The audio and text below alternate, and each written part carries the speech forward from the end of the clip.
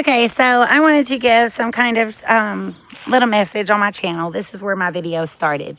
I did start one for Haven for fur babies, and I did give some personal stories on that only because it really pertains to how I'm in a situation having to ask for support to, save the little animal world over here. But long story short, at the end of the day, a lot of these different stupid responses or reactions pertaining to race has been from a place of offense, because I've literally lived for a very long time, number one, without my parents, and number two, around people that were very racist, seemingly. And when I was little, I would tell them, I'm not white. No, I've always been like tanned, bright blue eyes, this golden looking hair.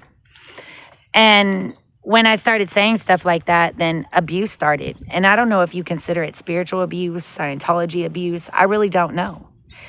It did involve casting energies onto me, which is a Scientology tactic, and it's also an industry tactic. And when they did that, it changed my appearance. And so they would gawk at me, ha, ha, ha, you're white now, and all this other stuff. So I've spent my entire life having to fight about this. And the fact that I didn't actually have my own family around, because the first thing was me being taken from my family, these people were able to access Mason connections and everything else, because the night I was kidnapped from, I do believe, I don't even know if it was my actual parents, if it was grandparents. I remember they were very fun people. I remember we always sang and danced. I remember the different, excuse my phone ringing. I'm not going to stop my video for these people.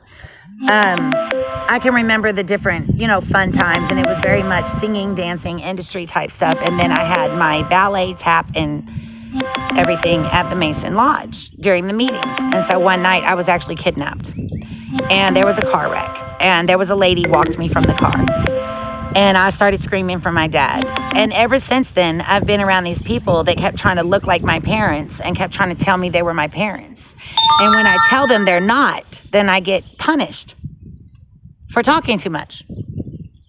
Well, I shouldn't be around people that I'm not allowed to talk around, and especially when it comes to my own personal space, my rights, and what I know to be true, right? And so those are some of the things that I endured just as a child, until I finally learned not to ask for my parents no more. Because what it involved was them using Scientology methods abusively, and also disrespecting other people's spiritual practices or religious practices in a way to abuse or to catfish or to act